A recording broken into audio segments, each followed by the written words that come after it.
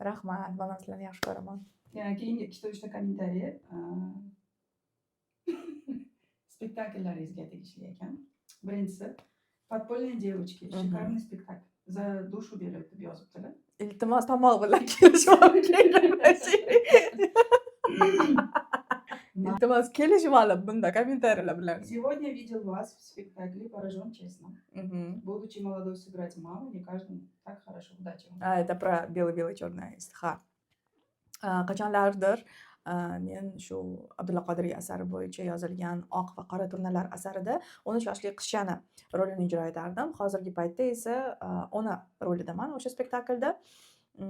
Endi yoshimcha endi yosh emasman, lekin tipajim onaga unchalik ham anaqa onani yoshiga tortmagani sababli ko'pchilik meni siz yoshsiz hali onani o'ynamang deyishganda.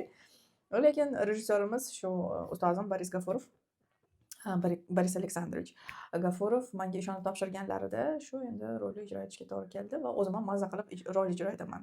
Ona rolini. Iltimos tomoq bilan kelishib olib gaplashaylik.